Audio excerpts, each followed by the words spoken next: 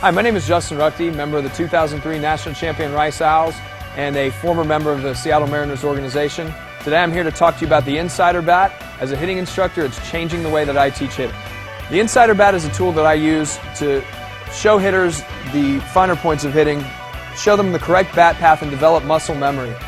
It's a tool that, through repetitive use, will help develop a proper swing without thinking too much. First thing you'll notice about the NSIDER bat is it doesn't have a round handle like most bats.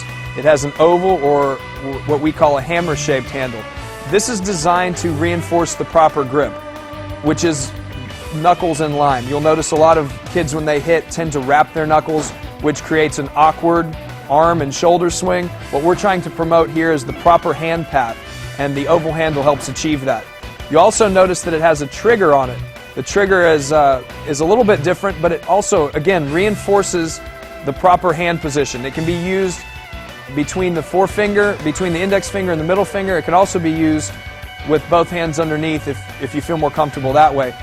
It's also helpful when we're doing one-handed drills. You can do a lot of front and backhand drills with the NSIDER bat, and it helps hitters provide an anchor for where their hands should be. Working our way up the bat, you'll notice the unique L-shaped shaft.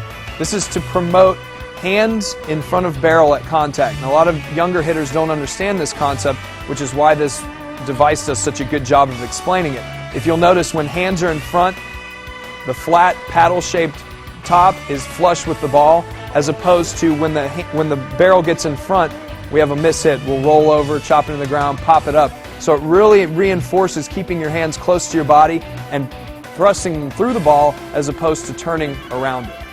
The final innovative feature of the NSIDER bat is the flat hitting surface.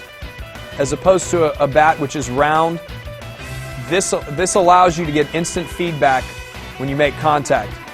If the head comes through underneath the ball, you're going to notice a pop-up.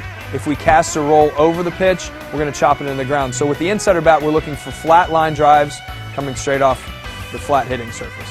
The NSIDER bat comes in 4 different sizes: 5, 6, 7, and 8. And if you'll notice, it's marked clearly on the knob. The different number indicates the distance from knob to trigger in inches. So this is a 7, which fits me perfect. It's 7 inches from knob to trigger. I can also use an 8 and keep my fingers underneath. When in doubt, order a larger size. It'll give you room to grow.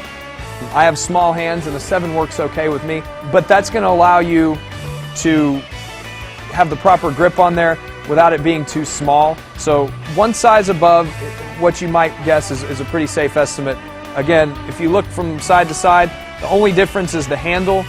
The L shape and the flat paddle, exactly the same. Doesn't change the function of the bat, it's just different size handles. In explaining the sizes, model number 5 is probably going to be the model that you want to get for the youngest of hitters, ages 5 to around 7. The model number 6 is probably going to be a model that you want to use for ages 7 to 11, depending on hand size.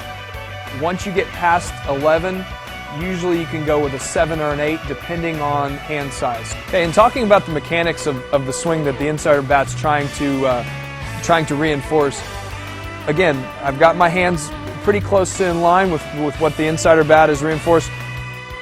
The big thing that you'll notice with hitters is a lot of younger kids tend to swing from shoulder to shoulder in a circular path. So you'll notice the handle of the bat is actually crossing the middle of the plate. What the NSIDER bat does is it reinforces an inside-the-ball approach. What that means is my swing is no longer going from shoulder to shoulder. It's starting and driving my hands through the inside of the ball. So if you'll notice, when my hands are following the path that's been taught by the NSIDER bat, palm up, palm down, I want to have my hands in front of my barrel. A lot of kids have trouble understanding this concept. You talk about getting the head out, everybody wants to cast. I want my hands behind my barrel, behind the ball, my hands in front of my barrel. With a good hip turn, I'm in a position where I can drive a ball forward instead of hooking a ball foul or on the ground. So again, being short to the inside of the ball keeps my handle from being exposed to the ball, and it keeps the end of the bat out of the contact point. I want to be in this position at contact. When training with the NSIDER bat, it's important that we know where to line up. I recommend all my guys that the ball be lined up somewhere between your front foot and your belt buckle. again, the deeper that you set it, the more you reinforce the fact that I have to have an aggressive hip turn and I have to really fight those hands forward. If I play the ball too far up in front, it's really easy to hit it, and yeah, I might hit it, but everything's going to be hooked, for me as a right-hander, to the left side, and that's not what we're trying to reinforce here. We're trying to reinforce flat paddle contact and up the middle line drive. So again, making contact, I want to be in a position where my head's down, my palm up, palm down position, knob. And if I were swinging a regular bat, that barrel would be back here. Again, the L shape of the insider bat provides me a contact point that reinforces the hands in front of barrel, and it's important to realize that. So I want to have this position, that elbow in the slot, and my hands close to me. That's what we're shooting for, reinforcing. I don't want to practice a swing that's going to be long. The more you practice the wrong things, the harder it is to correct as you get older. So it's important to get these guys on the insider bat at an early age so they can start developing that muscle memory of being inside the ball, and we're going to start driving balls to the middle of the field instead of hooking balls foul and having inconsistent contact points. So again, the flat part, flat to the ball, and we're looking for line drives up the middle. When I first start working with a hitter, it's important that I know that I and they know what we're looking for. Again, if they're just taking full swings, they're not seeing what they're doing. I want them to actually see what they're going to look like at contact. So we'll do some slow motion stuff. I'll have them load, step, start their hip turn, and a lot of times I'll explain to them that if I just turn my hips, if I just start my hip turn, my hands are going to pretty much be close to where they need to be. If you've got a younger kid that tends to start his swing with his arms, that's when we see a lot of that casting. So the first thing I'm going to do is have them turn their hip and watch how their hands come forward instead of out. And that's important to understand. As I start my hip turn, I want to feel them, and I want them to feel what it feels like to stop. And explain to them that this is flat here. If I were hitting with a real bat, though, my barrel would be well behind my hands. And it's important that they understand that concept, because a lot of young hitters try to take the barrel to the ball, and they're ending up making contact with the barrel in front of their hands instead of their hands in front of the barrel. So we'll do some stuff in slow motion. I'll have them stop, and then I'll have them push through it so that they can feel that at contact, my hands are going to continue forward. They're not going to get to the ball and begin pulling. Okay, so again, the difference between driving a ball and hitting a ball weakly on the ground. Another thing that I like doing, particularly with the younger kids, but even with the older kids, is we'll have contests, and we'll take an old trash can lid, paint a target on it, and we'll work setting the insider bat and the tee about 15 feet away, depending on the skill level.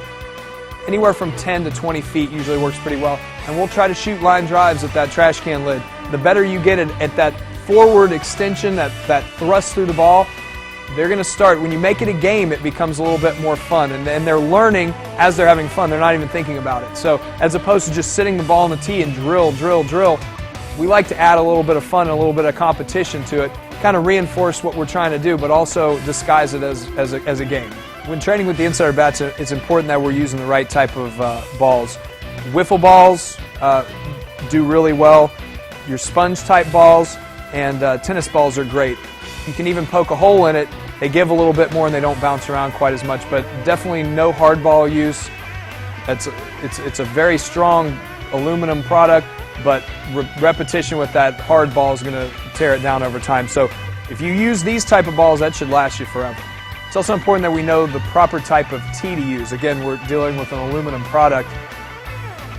These hard plastic tees, while great products for regular bat use, probably aren't going to go so good. And in fact, we recommend that you use something with a rubber tip, one of these travel tees or a rubber type tee that gives a little bit more. We hope this video has helped answer any questions you may have about this tool. Again, a very simple tool that helps explain one of the most difficult things to do in any sport. So if you have further questions, please feel free to contact.